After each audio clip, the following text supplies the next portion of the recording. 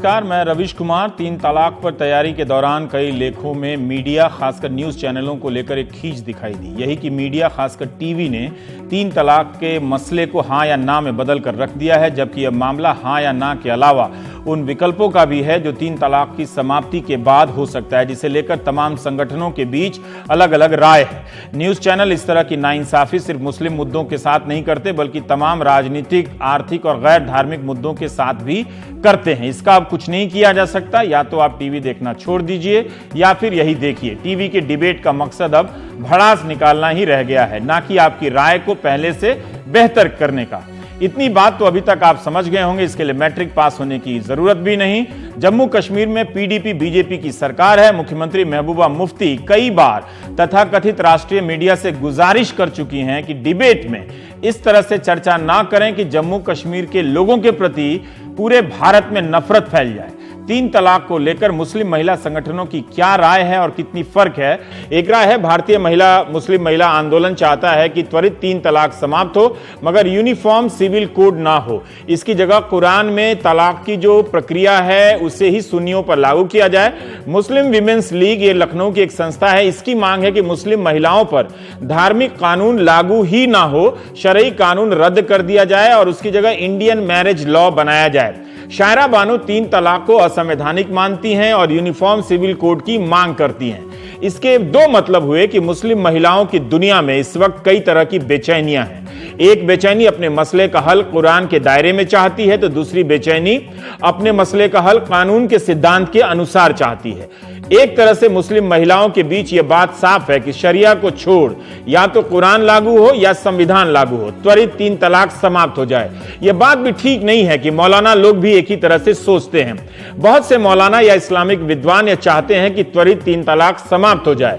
हिलाल अहमद ने अपने एक लेख में इसकी सूची बनाई है कि अहले हदीस सुन्नी कहते हैं कि 3 तलाक का कोई धार्मिक आधार ही नहीं है। वे पर्सनल लॉ बोर्ड को चैलेंज नहीं करते, मगर बोर्ड से जुड़े कई पारंपरिक उलेमा 3 तलाक को धार्मिक और कानूनी आधार पर सही मानते हैं। बोर्ड ने अब अपना कुछ रवैया बदला है और एक बार में 3 तलाक को गलत माना है, लेकिन तलाक की लंबी और एक मुश्किल प्रक्रिया बनाई है। यह लड़ाई इस बात को भी लेकर लगती है कि महिलाओं या भारतीय मुसलमानों के जीवन पर कुरान की सर्वोच्चता लागू हो या खलीफाओं के दौर में कुरान और हदीस की व्याख्या के बाद जो सामाजिक नियम बने हैं, जिसे आप शरिया समझते हैं, वो लागू हो।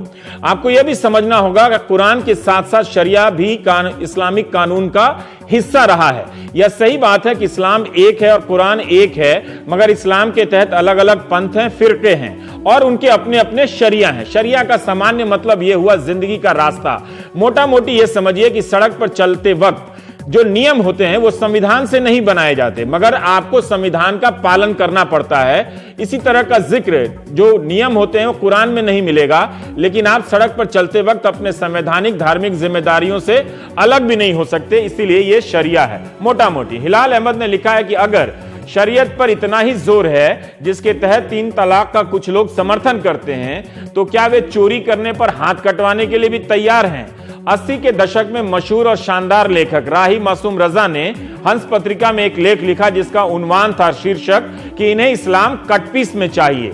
राही मासूम रजा ने भारत के मुसलमानों पर तंज करते हुए लिखा था कि शरीयत के हिसाब से 3 तलाक तो चाहिए, अगर मंजूर है तो उसके हिसाब से चोरी करने पर हाथ कटवाने की सजा क्यों नहीं मान लेते? लॉ कमीशन ऑफ इंडिया के पूर्व चेयरमैन ताहिर महमूद ने इंडियन एक्सप्रेस में लिखा है कि 3 तलाक की जगह 1 तलाक भी हो तो भी व्हाट्सएप ईमेल से तलाक देने की बीमारी रह जाएगी। इसलिए एक तरफा तलाक की प्रक्रिया समाप्त कर देनी चाहिए, मर्द की मर्जी से तलाक ना हो।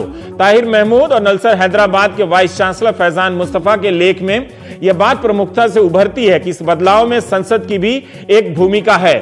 त्वरित 3 तलाक की समाप्ति के बाद नई व्यवस्था क्या हो जो सभी को मंजूर हो, इसके लिए कोई कमेटी बैठे और विधायी प्रक्रिया शुरू हो, जिसके बारे में कोई बात नहीं करना चाहता। ताहिर महमूद कोर्ट की भूमिका भी मानते हैं, जैसे 1995 में कोर्ट ने ही गैर मुसलमानों को दूसरी शादी करने के लिए इस्लाम अपनाने पर रोक लगा दी। इस बहस का एक और पहलू है कि मुस्लिम पर्सनल लॉ सारा का सारा शरिया नहीं है। पर्सनल लॉ के तहत 3 ऐसे एक्ट हैं जिसे विधायी मान्यता हासिल है।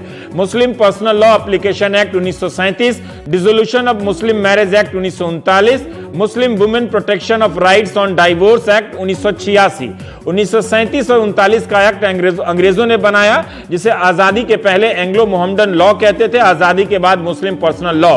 मुस्लिम पर्सनल लॉ बोर्ड संवैधानिक संस्था नहीं है, ना ही यह बोर्ड संवैधानिक अधिकार दिलाने की गारंटी दे सकता है। कई लोग लॉ बोर्ड नाम होने से कंफ्यूज हो जाते हैं कि इसे शायद संवैधानिक या कानूनी मान्यता हासिल हो। वैसे कई लोग मानते हैं कि तीनों एक्ट में भी बहुत सुधार की जरूरत है। एक बदलाव और आया है, त्वरित 3 तलाक मुस्लिम महिलाओं की शुरू की गई लड़ाई है। लंबे अरसे तक मुस्लिम मर्द इससे दूर रहे, लेकिन अब जाकर इस लड़ाई में बड़ी संख्या में मुस्लिम मर्द भी औरतों के साथ हैं। आप त्वरित 3 तलाक के खिलाफ लिखने वालों के नाम देख लीजिए: जावेद आनंद, आरिफ मोहम्मद खान, शाहिद सिद्दीकी, हिलाल अहमद ताहिर, महमूद फैजान मुस्तफा। और इससे पहले के विवादों में जाएंगे तो आपको असगर अली इंजीनियर साहब का भी नाम मिलेगा। बता दें कि सुप्रीम कोर्ट ने सुनवाई शुरू करते ही इस बहस का दायरा तय किया है। दायरा यह है कि त्वरित 3 तलाक लीगल है या नहीं, इस पर सुनवाई होगी।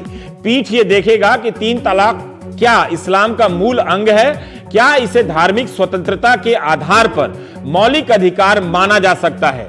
अगर 3 तलाक धार्मिक स्वतंत्रता के तहत आएगा तो कोर्ट दखल नहीं देगा। इसके बाद जरूरत पड़ी तो हलाला पर सुनवाई होगी, मगर बहुविवाह पॉलीगैमी पर सुनवाई नहीं होगी।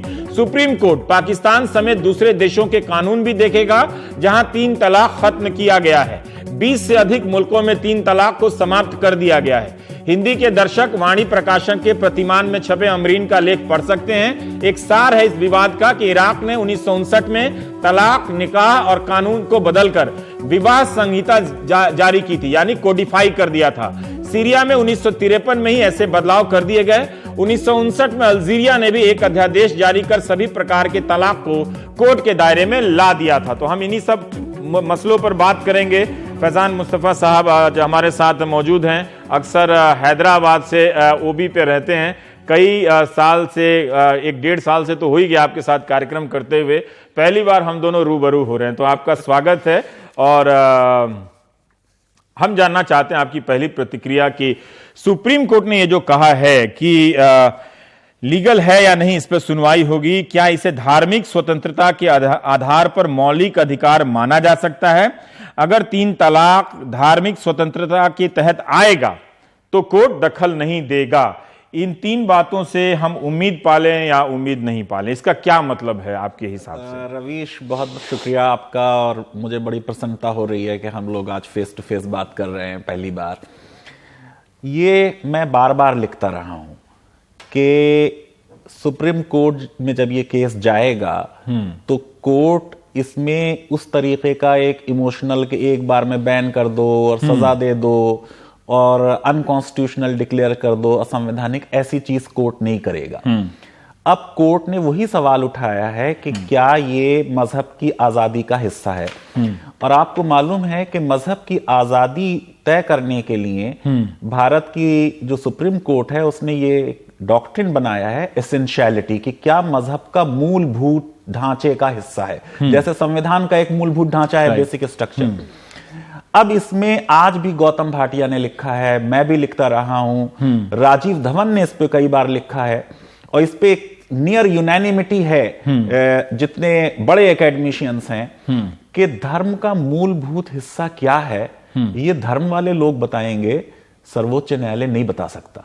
तो हमने कई लेख इस पे लिखे हैं कि सुप्रीम कोर्ट कैसे तय करेगा कि क्या चीज धर्म का मूलभूत हिस्सा है, क्या नहीं है मूलभूत हिस्सा।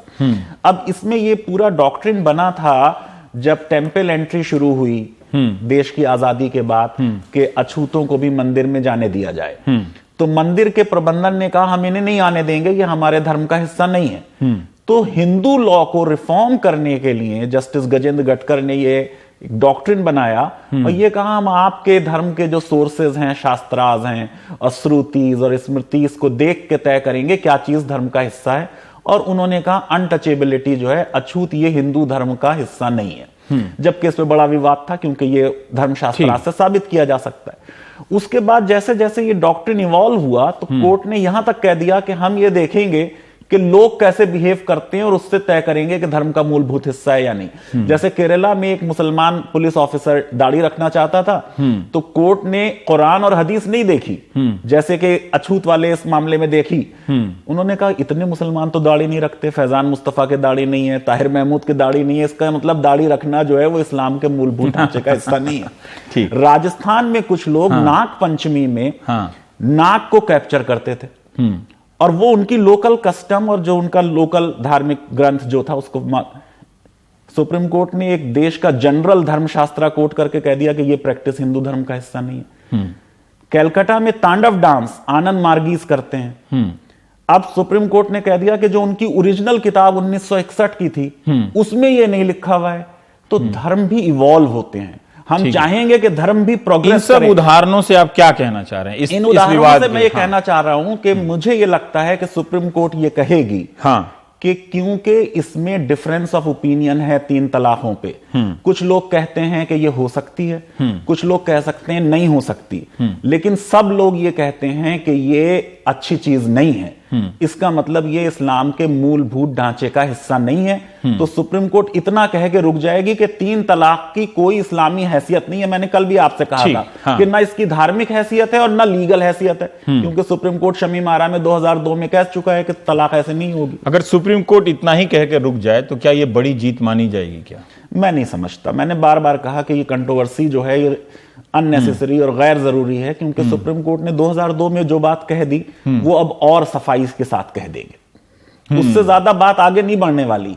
अगर हमें वाकई में कोई समाज में रिफॉर्म लाना है तो उस रिफॉर्म के लिए लोगों को यह समझाना होगा कि 3 तलाक होने के बाद मियां बीवी का जो रिश्ता है वो धर्म के हिसाब से अवैध नहीं है। जब तक लोग ये मानते रहेंगे कि जिसने 3 तलाक दी उन दोनों का रिश्ता हमेशा के लिए टूट गया और उनको कल प्रलय में जाके ईश्वर जो है वो जहन्नम में डाल देगा और नरक में डाल देगा, तब तक मसला हल नहीं होगा। और नरक में 3 तलाक देने के बाद नहीं डाले जाएंगे, ये बात ना कोर्ट बता सकती है ना संसद। इसीलिए मैं बार बार कहता हूं कि जो क्लर्जी का काम है उसमें क्लर्जी को इन्वॉल्व करना चाहिए, इंगेज करना चाहिए। वो तो अभी तक नहीं हुए ना, अब तक नहीं हुआ, लेकिन यही तो एक लड़ाई, जैसे मैं उम्मीद जागी, जैसे कई महिलाएं कह रही हैं, ये भी इस लड़ाई का हिस्सा है कि मैं अमरीन का ही लेख पढ़ रहा था और एक इंदौर के एक पत्रकार, मैं उनसे बात कर रहा था, महिला पत्रकार हैं, तो उन्होंने भी कहा कि हम चाहते हैं कि जो कुरान है वो हम अपनी, अमरीन खान उनका भी नाम है, कि अपने कुरान जो है मैं उसे अभी हिंदी में पढ़ें या उर्दू में पढ़ें, तर्जुमा में पढ़ें, अपनी भाषा में पढ़ें, स्थानीय भाषा में पढ़ें, ना कि अरबी में, जिससे उसका सारा इंटरप्रिटेशन हम किसी मौलवी पे ना छोड़ दें, हम भी कुछ समझें। तो ये तो एक लंबी है, लेकिन अगर कोर्ट ये कह दे कि 3 तलाक, इंस्टेंट 3 तलाक जायज नहीं है, ठीक है, तो क्या हम ये मान लें कि कोर्ट ने फिर ये कैसे पता चलेगा कि 3 तलाक अगर जायज नहीं है तो दूसरा कौन सा तलाक की दूसरी कौन सी प्रक्रिया जायज है? देखिए, सुप्रीम कोर्ट इसमें जो कहेगा और जो कहना चाहिए वो ये कि मुसलमान मर्द जो है वो तलाक 3 तरह से दे सकता है। एक तो तलाक ये कि तलाक पहले नहीं हो डायरेक्ट, वही जो 8 स्टेप्स हैं, ठीक है, कि पहले सुलह समझौता हो, फिर आर्बिट्रेटर्स बैठें, उसके बाद एक बार बोले और 3 महीने तक कोशिश करते रहें कि शायद रिश्ता बन जाए। अगर वो रिश्ता नहीं बना तो 3 महीने पे तलाक कंप्लीट हो गई। अब उनको 3 महीने के बाद ये ख्याल आता है दोनों को कि भाई हम दोनों फिर से रहने लगे, तो एक फ्रेश शादी करें, रहने लगे, कोई प्रॉब्लम नहीं।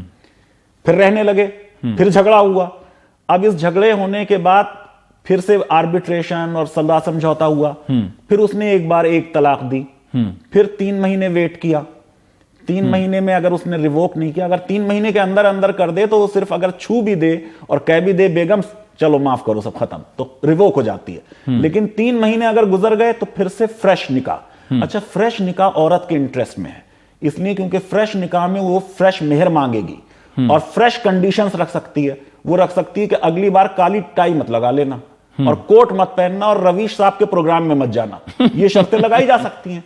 तो 2 बार जब ये फ्रेश निकाह हो सकता है तो ये पूरा हलाले का कंसेप्ट अपने आप खत्म हो जाएगा। पर लोग चाहते हैं, जो इस लड़ाई को लड़ रही हैं, जो महिलाएं और आप लोग भी, ये तो चाहते हो कि ये इंस्टेंट 3 तलाक समाप्त हो जाए। ये इसमें यूनानिमिटी है ना, यूनानिमिटी है इसमें किसी में नहीं है। और ये पहले के कई अदालती आदेशों में इसे एक तरह से गलत माना भी गया है और इसको कोर्ट ने स्ट्राइक डाउन किया। लेकिन बात यह है कि सभी महिलाएं तो कोर्ट तक नहीं पहुंच सकती हैं, सुप्रीम कोर्ट या हाई कोर्ट तक, तो वो दारुल क़ज़ा जो इस्लामिक कोर्ट है शरिया का, वहीं जाती हैं।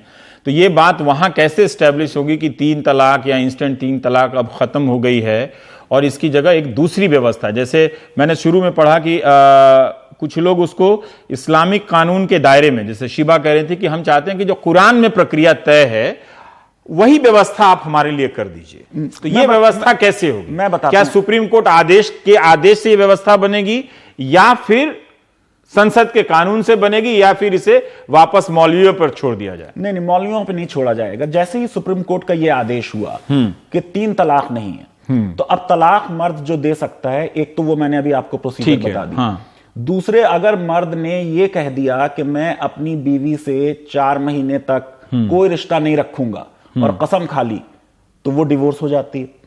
या फिर अगर उसने अपनी बीवी को अपनी मां की तरह समझ लिया और कह दिया, तो वो उसमें रिलेशनशिप खत्म हो जाती। और ऐसी जो मुसलमान औरत है एक, वो एक तो लेती है खुला और एक है तलाक तफवीज, जो निकाह के वक्त ही लिख दिया जाता है। मैंने कल इंडियन एक्सप्रेस में लिखा है उसमें कि कितने मुगल पीरियड के ऐसे दस्तावेज हैं। सर सैयद की अपनी नवासी का उस तरीके का, वो बहुत है ऐसे, मैं लाया भी हूं, आपको दिखा दूंगा, जिसमें निकाह में ये लिखा है कि जैसे तुम तलाक दे सकते हो वैसे ही मैं दूंगा। या ये लिखा हो सकता है कि 3 तलाकें नहीं होंगी, तुम दूसरी शादी नहीं मतलब ये बात कल आई थी कि औरतों को तलाक देने का अधिकार नहीं है, हक है। ऐसे केसेस हैं। अगर निकाहनामा ऐसा बनाया जाए कि जिसमें औरतें भी तलाक देने की प्रक्रिया लिख दें, तलाक देने की प्रक्रिया क्या होगी, वो तो ये तो सिर्फ सरकार को भी इसका प्रचार करना पड़ेगा। सरकार को भी प्रचार करना चाहिए। पर ये कानून के जरिए क्यों नहीं किया जा सकता? इसको नहीं किया जा सकता। अगर ये परंपरा का हिस्सा है तो इसी परंपरा को कानून का हिस्सा क्यों नहीं बनाया जा सकता? नहीं, जैसे हिंदू मैरिज एक्ट में बनाया गया, जो 37 प्रकार की शादियां वर्जित हैं कि आप परिवार के इतने खानदान तक, इतने पीढ़ी तक आप शादी नहीं कर सकते, भाई बहन माने जाते हैं। तो इसी तरह के लोगों को परंपराओं को लेकर एक कोडिफाई क्यों नहीं? यही लॉ है, इनफैक्ट यही लॉ है। हो सकता है पार्लियामेंट इसे लिख दे या सुप्रीम कोर्ट अब ये कह दे कि कोई भी निकाह ऐसा नहीं होगा जिसमें ये शर्त शामिल नहीं की जाए कि पति दूसरी पत्नी नहीं रखेगा या 3 तलाकें नहीं देगा।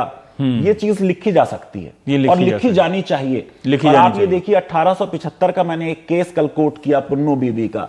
उसमें निकाह में ये लिखा था, मैं जो कुछ कमाऊंगा तुम्हें दे दूंगा, तुमको कहीं लेके नहीं जाऊंगा, तुम्हारी मर्जी के खिलाफ कोई काम नहीं करूंगा और मैं किसी और औरत से शादी नहीं करूंगा, और अगर मैं कुछ करूं तो ये शादी फौरन खत्म। उसके बाद हस्बैंड ने अफेयर कर लिया दूसरे से, अब बीवी ने केस किया। ब्रिटिश पीरियड है 1875 का। तो हस्बैंड के वकील ने कहा कि साहब स्लेवरी तो खत्म हो गई, दास्ता तो खत्म हो गई, पर इस मैरिज कॉन्ट्रैक्ट से जिसमें लिखा है कि मैं तुम्हारी मर्जी के बिना कुछ नहीं करूंगा, पति को दास बना दिया गया है, इसलिए पब्लिक पॉलिसी के विरुद्ध है ये कॉन्ट्रैक्ट, इसे वॉइड करार दिया जाए।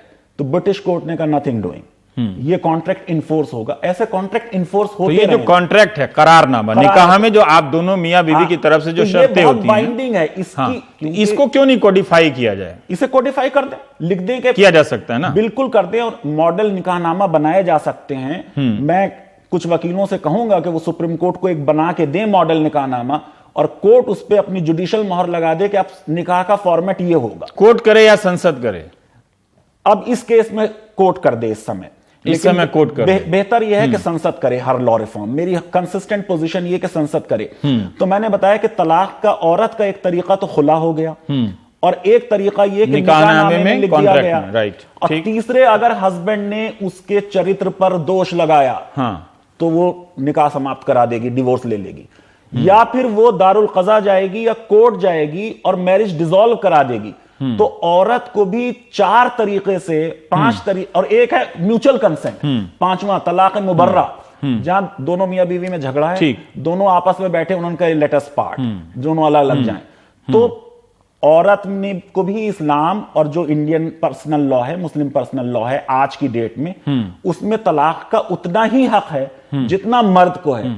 लेकिन ये कि कुछ मीडिया में भी ज्यादा आ गया और कुछ केसेस भी इस तरह के हो गए जिनसे एक आई कैचिंग केसेस के ये वाकई जुल्म हुआ।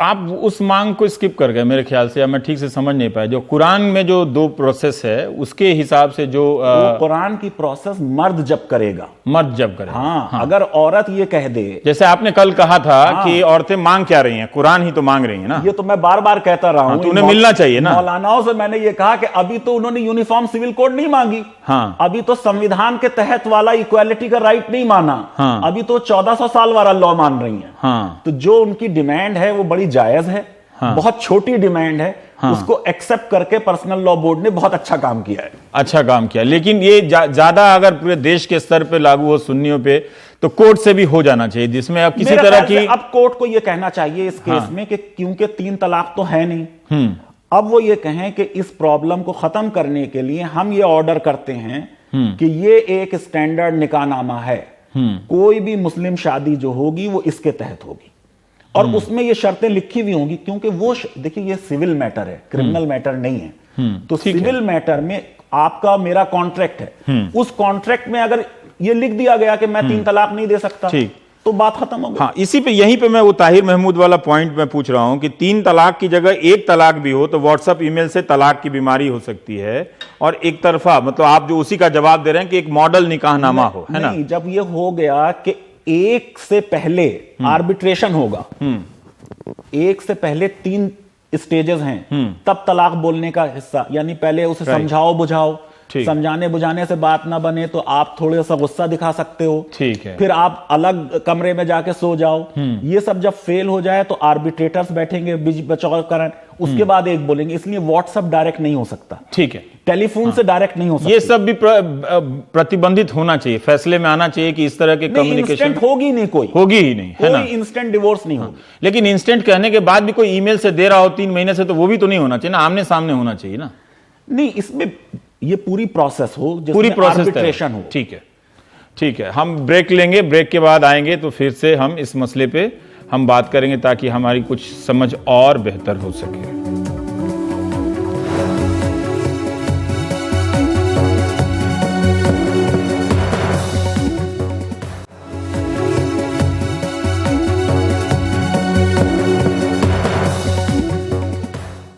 लौट आए हैं। फैजान साहब खैरुन्निसा हैं अहमदाबाद से, उन्होंने पूछा है कि खुला के लिए परमिशन लें और मर्द को डिसीजन सुनाना, दोनों में अंतर है। नए निकाहनामे पर कितने लोग शादी करने के लिए तैयार होंगे, सिंगल पेज का निकाहनामा हो, शायद वो ये कह रही हैं। और कह रही हैं दारुल क़ज़ा को संवैधानिक राइट तो है नहीं, तो क्या कोई 3-3 पैरेलल कोर्ट होनी चाहिए क्या, है ना। देखिए, पहला तीसरे सवाल का उसमें कमाल खान का भी एक सवाल है कि कंपेंडियम ऑफ इस्लामिक लॉ जो मुस्लिम पर्सनल लॉ बोर्ड ने बनाया था, और जिसमें एक है कि आप दीवार पर भी तलाक लिख दें तो उसकी मान्यता है। हाँ, तो अब मैं पहले चौथा सवाल ले लेता हूँ। हाँ। ऐसा है कि पर्सनल लॉ में कल ये बात आई कि इतने साल लगा दिए कोई एक प्रोग्रेसिव सुधार करने में, सुधरने में भी कहिए। उसकी वजह ये है कि पर्सनल लॉ बोर्ड बहुत बड़ी बॉडी है, हजारों लोग हैं, और ये हजारों के जो उल्मा हैं ये सब एक दूसरे से अपने को काबिल समझते हैं, और हर एक ये कहता है कि फला ने इस्लाम के खिलाफ तो काम नहीं कर दिया। तो कंसेंसस होना बहुत मुश्किल है, तो इसलिए कंसेंसस बनने में देर लगी है। उसके लिए पर्सनल लॉ बोर्ड को बहुत बुरा भला कहा गया है, बहुत गालियां दी है, हमने कितने आर्टिकल्स में उन्हें बुरा भला लिखा है। दारुल क़ज़ा के बारे में आज भी सुप्रीम कोर्ट में ये मुद्दा आया कि एक किसी पार्टी ने ये कहा कि साहब ये जो बीएमए में और सायरा बानो मांग रही हैं कुरानिक राइट, ये सब खत्म कीजिए, और जैसे हिंदू लॉ के तहत डिवोर्स होती है ऐसे ही मुस्लिम लॉ में भी डिवोर्स हो, यानी सिर्फ कोर्ट डिवोर्स देगी। अब इस सिलसिले में मैं आपको बता दूं कि कोर्ट तो ऑलरेडी ओवरबर्डन्ड है, 4-5 करोड़ केसेस मौजूद हैं, ठीक है। तो इसलिए हमारा जो लॉ है सीपीसी, सिविल प्रोसीजर कोड, उसके सेक्शन 89 में है कि हम मसलों को आर्बिट्रेशन, मीडिएशन, कंसिलिएशन, लोक अदालत से आउटसाइड द कोर्ट तय करें। तो जो सुप्रीम कोर्ट भी कहती है कि बीच बचाव से अगर हो जाए तो ठीक है वो। तो ये जो डिवोर्स की बात ये लोग कह रहे हैं कि कुरानिक सिस्टम के तहत हो जाए आर्बिट्रेटर्स के थ्रू, वो बेहतर है। अब इसमें जो खुला 1939 के तहत है, उसमें एक ऑप्शन तो होता है कि वो कोर्ट जाती हैं, दूसरा ऑप्शन ये कि वो दारुल कज़ा जाती हैं। और दारुल कज़ा में आप हमारा जो मैंने 74 दारुल कज़ा का डेटा इकट्ठा किया, उसमें एक तो 69% औरतें जाती हैं और 30% मर्द जाते हैं तलाक के लिए। नहीं, अपना मसला लेके, अपना मसला कोई भी मसला लेके। मतलब वो औरतें ज्यादा वहां पर और उसमें गरीबी का भी एक एंगल होगा, गरीबी का भी एंगल है।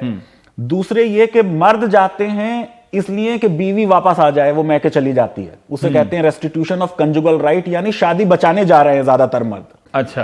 और औरतें ज्यादातर खुला लेने जा रही हैं या अपनी मैरिज डिसॉल्व करने, फस्क कहते हैं उसे, फस्क कराने जा रही हैं। तो ये इतनी जागरूकता है औरतों में कि वो इतनी जागरूकता है। आप ये देखिए, मैंने आपको सुबह भेजा है ये सर्वे, अभी पब्लिश नहीं किया है हमने, लेकिन रिवीलिंग है कि कितने दारुल कज़ा जो है। और दारुल कज़ा आमतौर पे भारतीय महिला मुस्लिम आंदोलन के सर्वे के साइंटिफिक होने पर सवाल उठाया, आपका तो साइंटिफिक है ना? नहीं, मैंने इसमें हेल्प ली एक साहब की, ठीक है, जो साइंटिफिक सर्वे करते हैं। ठीक है, तो वो और ये कहां ज्यादा होता है राज्यों के हिसाब से? राज्यों के हिसाब से अब देखिए, यहां बीएमएमए सही है कि मैंने देखा कि सबसे कम गुजरात में हो रहा है। तो वाकई Gujarat is shining on this point. 1.8% है वहां पे डिवोर्स, ट्रिपल डिवोर्स। और महाराष्ट्र में 22% हो रहा है। तभी वो कल कह रही थी बीएमएमए वाले जहां काम कर रहे हैं, जी कह रही थी कि आप आकर देखिए यहाँ, मगर मुझे उन्होंने कभी बुलाया नहीं है। लेकिन ठीक है। और आसाम में बहुत ज्यादा, आसाम में 30% हो रहा है। तो ये इन लोगों को एडुकेट करने की जरूरत है कि ये करें। तीसरी चीज ये, जो मुस्लिम कंट्रीज में रिफॉर्म हुआ है, वो अल्जीरिया और इराक और ईरान वो 60 के दशक में ही कर गए लोग। जी, वो दो तरीके से हुआ। एक तो उस स्टेट ने किसी एक क्लर्जी जो लिबरल एक्सपर्ट था, उसका ओपिनियन ले लिया और लॉ बना दिया, क्योंकि वो मेजॉरिटी कंट्री थी। जब आप मेजॉरिटी कम्युनिटी का लॉ रिफॉर्म कर रहे होते हैं तो आसान होता है। जैसे हमने हिंदू लॉ बेहतर तरीके से रिफॉर्म कर लिया। माइनॉरिटी कम्युनिटी का लॉ रिफॉर्म करने में रेसिस्टेंस होती है, मल्टीकल्चरलिज्म और तरह तरह के राइट्स की बात आती है। तो अब हिंदुस्तान के जो उलेमा हैं और पर्सनल लॉ बोर्ड है, उनसे मेरा निवेदन यह है कि क्योंकि 3 तलाकों पे ओपिनियन डिवाइडेड है, एक कंजर्वेटिव व्यू है, एक लिबरल व्यू है, तो शायद इस समय उनको लिबरल व्यू अपनाना चाहिए। लेकिन इस सारी प्रॉब्लम को हल करने में सबसे बड़ा जो रोल अदा होने वाला है, वो अदा होने वाला है जो मस्जिद का इमाम है, जो निकाह पढ़ा रहा है। अभी ये बात आई गुजरात से कि 1 पेज का निकाह नाम, 1 का क्यों हो, 10 का हो सकता है। अगर वो लड़की ये कहे कि साहब इन शर्तों पे ही मैं शादी करूंगी, अगर सब लड़कियां ये कह दें। मैंने आज सोचा है कि मैं अलीगढ़ मुस्लिम यूनिवर्सिटी और जामिया मिल्लिया और जामिया हमदर्द और मौलाना आजाद नेशनल उर्दू यूनिवर्सिटी को एक निकाह बना के भेजूंगा कि जितनी मुसलमान लड़कियां हैं उनको एडमिशन के वक्त ये दे दो कि इसे यूज करें निकाह के वक्त अपने, उनको एडमिशन के ही वक्त दे दिया जाएगा। जब उनका 12th में या अपना क्रांतिकारी बना देंगे कि फिर मौलाना आ जाएंगे वो निकाह नामा पहले फाड़ो। जैसे दहेज प्रथा खत्म नहीं हुई। लेकिन ये अच्छी पहल है कि ये एक साथ में ये भारत सरकार भी कर सकती है कि एक ऐसा या अल्पसंख्यक मंत्रालय है, जो अल्पसंख्यक मंत्री होते हैं जिनके पास विभागों का दौरा करके देखने के कि बाबू आए हैं कि नहीं, इसके अलावा कोई काम नहीं। मैरिज रजिस्ट्रेशन कर दें और ये कहें कि मुस्लिम निकाहनामे का रजिस्ट्रेशन होगा। और निकाहनामे का ये फॉर्मेट है, ठीक है। अगर उस फॉर्मेट में 10 शर्त लिखी हैं, कोई लड़की कहे नहीं मुझको तो 3 ही शर्त चाहिए, तो वो 3 को टिक कर दे। कोई कहे मुझे 5 चाहिए, आप 10-15 लिख दीजिए उसमें, जिस पे दोनों पार्टीज राजी हो जाएं, वो आप कह दीजिए कि राजी हो गई। 3-4 आप ये लिख दीजिए कि ये हर निकाहनामे में रहेंगी। कल मैंने इंडियन एक्सप्रेस के उसमें कोट किया, देखिए मुगल पीरियड में 4 शर्तें मौजूद थी आमतौर से। एक तो ये कि दूसरी शादी नहीं करोगे, तीसरे तलाक नहीं दोगे, 3 तलाकें नहीं दोगे, और मेंटेनेंस में 6 महीने से 1 साल से ज्यादा गैप नहीं करोगे, कहीं चले गए। और चौथे ये कि गो के उस जमाने में गुलामी प्रथा मौजूद थी कि अगर कोई दासी रख ली तो ये औरत या तो दासी को फ्री कर देगी या उसकी शादी कर देगी या उसे बेच लेगी और पैसे अपने पास रख लेगी। ये तो 4 शर्तें मिली हैं लिखी हुई। कई जगह ऐसा है जहां सिर्फ ये लिखा है कि ये निकाह है 4 शर्तों पे, जो सबको पता है। यानी शर्तें इतनी आम थी कि उन्हें लिखने की जरूरत नहीं थी। बहुत बहुत शुक्रिया फैजान साहब, इस बहस में अलग अलग तरह की जानकारी लाने के लिए। हम गुरुवार शुक्रवार से यही कोशिश कर रहे थे। और भी बहुत सारे मसले हैं, वह मौका पड़ेगा तो मिलेगा तो और भी करेंगे। लेकिन ब्रेक के बाद कमाल खान लखनऊ से इसी मसले पर एक लंबी रिपोर्ट लेकर आ रहे हैं, उसकी चर्चा करेंगे।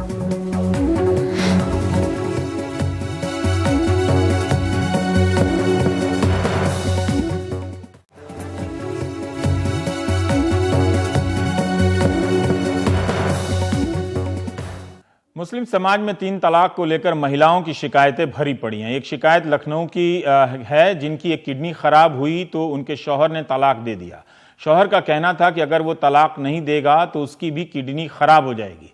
लखनऊ पीजीआई में डायलिसिस करवा के सबा बाहर निकली ही थी कि शौहर ने बाहर सड़क पर तलाक तलाक तलाक कह दिया। सबकी दास्तान दिल दहलाने वाली है। कमाल खान की रिपोर्ट। बिना किसी गुनाह के मुझे सिर्फ इसलिए छोड़ दिया क्योंकि मेरी किडनी खराब हो गई।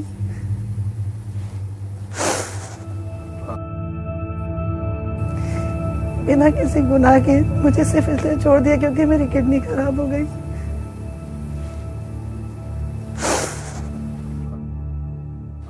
हम तो समझे थे कि हम भूल गए हैं उनको। ये क्या हुआ, ये किस बात पे रोना आया। ठुकरा दिए जाने का एहसास भी उसे बार बार रुलाता है। शमा उस रोज super speciality hospital Sanjay Gandhi PGI से डायलिसिस करा के शौहर तफसीर के साथ बाहर निकली ही थी कि तफसीर ने शमा को तलाक दे दिया। कहा कि तुम्हारी किडनी खराब हो गई है तो मेरी भी खराब हो जाएगी। तो उन्होंने कहा हाँ मैं अलग ही हो रहा हूँ। मुझे समझ में नहीं आया कि क्या हो रहा है। फिर उन्होंने कहा, मैंने कहा आप क्या कह रहे हो? तो कह रहे हैं कि देखो तुम्हारी किडनी खराब हो चुकी, मेरी किडनी ना खराब हो जाए, इसलिए अब हमें अलग हो जाना चाहिए। और मुझे वहीं छोड़ के, मेरी पर्स उनके हाथ में थी, वहीं छोड़ के मुझे चले गए। और फिर बाद में रास्ते में मेरे भाई को फोन कर रहे हैं कि तू अपनी बहन को वहां से उठा लो। तफसीर शादी करने तो बारात लेके शमा के घर गए थे, लेकिन तलाक सड़क पे खड़े खड़े दे दिया। और उस वक्त डायलिसिस की हालत में थी। डायलिसिस में क्या होता है कि मशीन एक आम की तरह इंसान को चूस के फेंक दिया जाता है। उस कंडीशन में रहता है कि इंसान ना सही एक खड़ा भी नहीं हो पाता है। उस हालत में बहुत ही टॉर्चर होता है। इंसान का ब्लड फिल्टर होता है, उसमें होने के बाद जब वो निकलता है तो सर में दर्द, पूरी बॉडी में पेन होने लगता है कि ऐसा लगता है कि अब जिंदगी की जीने। उस हालत में उन्होंने मुझे कहा कि अब हमें अलग होने, कहीं मेरी किडनी ना खराब हो जाए। शमा को माँ बाप ने बहुत नाजों में पाला, इकोनॉमिक्स में एमए कराया, अच्छी शादी की, एक बच्ची हुई। लेकिन बच्ची होने के बाद शमा की एक किडनी खराब हो गई। उसने तफसीर को समझाया कि किडनी खराब होने से दूसरे को इन्फेक्शन नहीं होता, लेकिन वो उसे छोड़ने की इतनी जल्दी में थे कि बीच सड़क पे छोड़ गए। हर तरफ अंधेरा था, बस मेरी जिंदगी मौत के बीच में था कि मैं एक कदम नहीं उठा पा रही थी। इधर चक्कर आ रहा था, इधर सर में दर्द। मेरी हालत नहीं थी कि मैं उठ के खड़ी हो पाऊँ। और कोई टेम्पो वाला नहीं मिल रहा था कि मुझे कोई लेके जाए। मुझे पता ही नहीं था कि पीजीआई के आगे मेरा घर है कहाँ, किस मुझसे कहा कि मैं आगे जा रही हूँ।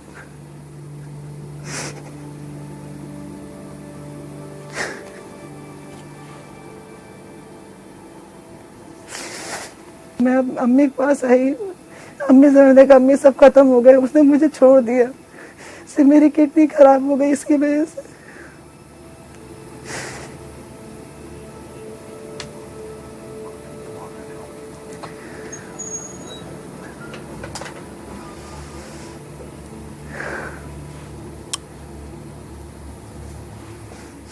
यही नहीं, शमा का जब किडनी ट्रांसप्लांट हुआ तब भी तफसीर उसे देखने भी नहीं आए।